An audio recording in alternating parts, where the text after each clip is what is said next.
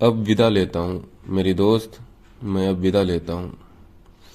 मैंने एक कविता लिखनी चाहिए थी, सारी उम्र जिसे तुम पढ़ती रह सकती थी। उस कविता में महकते हुए धनिये का जिक्र होना था, ईख की सरसराहट का जिक्र होना था। उस कविता में वृक्षों से टपकती ओस और बाल्टी में दुहे दूध पर गाती झाग का जिक्र होना था।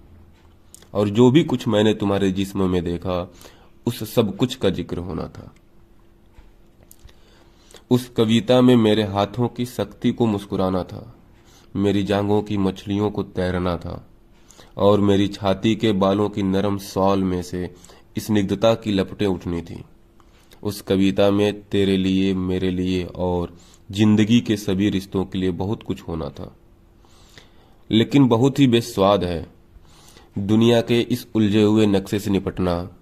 और यदि मैं लिख भी लेता सगुनों से भरी हुआ कविता, तो वह वैसे ही दम तोड़ती तुम्हें और मुझे छाती पर बिलखते छोड़कर मेरी दोस्त। कविता बहुत ही निस्सत्व हो गई है, जबकि हथियारों के नाखून बुरी तरह बढ़ाए हैं। और अब हर तरह की कविता से पहले हथियारों के खिलाफ युद्ध करना जरूरी हो गया है। युद्ध में हर चीज को बहुत आसानी से समझ लिया जाता है, अपना या दुश्मन का नाम लिखने की तरह। और इस स्थिति में मेरी तरफ चुंबन के लिए बड़े ओठों की गोलाई को धरती के आकार की उपमा देना, या तेरी कमर के लहरने की समुद्र की सांस लेने से तुलना करना बड़ा मजाक सा लगता था। सो मैंने ऐसा कुछ नहीं किया। तुम्हें मेरे आंगन में मेरा बच्चा खिला सकने की तुम्हारी ख्वाहिश को और युद्ध के समूचेपन को एक ही कतार में खड़ा करना मेरे लिए संभव नहीं हुआ। और अब मैं विदा लेता हूं मेरी दोस्त। हम याद रखेंगे कि दिन में लोहार की भट्टी की तरह तपने वाला अपने गांव के टीले रात को फूलों की तरह महक उठते हैं, और चांदनी में पगे हुए ईख के सूखे पत्तों के ढेरों पर लेटकर स्वर्ग को गाली देना बहुत संगीतमय होता है। हाँ, यह हमें याद रखना होगा, क्योंकि जब दिल की जेबों में कुछ नहीं होता, याद करना बहुत ही अच्छा लगता है।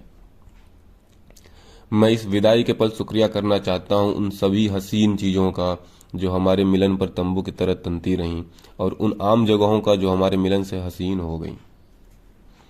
मैं शुक्रिया करता हूं अपने सिर पर ठहर जाने वाली तेरी तरह हल्की और गीतों भरी हवा का, जो मेरे दिल लगाए रखती थी तेरे इंतजार में।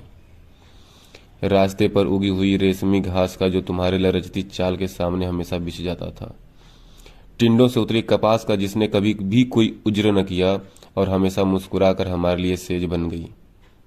गन्नों पर तैनात पिद्दियों का, जिन्होंने आने जाने वालों की भनक रखी। जवान हुए गेहूं की बालियों का, जो हमें बैठे हुए न सही लेटे हुए तो ढकती रहीं। मैं शुक्रगुजार हूं सरसों के नन्हे फूलों का, जिन्होंने कई बार मुझे अवसर दिया तेरे केसों से परा केसर झाड़ने का। मैं आदमी हूं बहुत कुछ छोटा छोटा जोड़ कर बना हूं, और उन सभी चीजों के लिए जिन्होंने मुझे बिखर जाने से बचाए रखा। मेरे पास आभार है, मैं शुक्रिया करना चाहता हूं। प्यार करना बहुत ही सहज है, जैसे कि जुर्म को झेलते हुए खुद को लड़ाई के लिए तैयार करना, या जैसे गुप्तवास में लगी गोली से किसी गुफा में पड़े रहकर जख्म के भरने के दिन की कोई कल्पना करे। प्यार करना और लड़ सकना, जीने पर ईमान ले आना मेरी दोस्त, यही होता है। धूप की तरह धरती पर खिल जाना और फिर आलिंगन में सिमट जाना, बारूद की तरह भड़क उठना और चारों दिशाओं में गूंज जाना। जीने का यही सलीका होता है।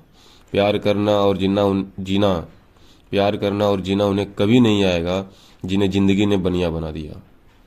जिस्म का रिश्ता समझ सकना, खुशी और नफरत में कभी भी लकीर न खींचना, जिंदगी के फैले हुए आकार पर फिदा होना, सहम को चीर कर मिलना और विदा होना बड़ी सूरवीरता का काम होता है मेरी दोस्त। मैं अब विदा लेता हूं। तू भूल जाना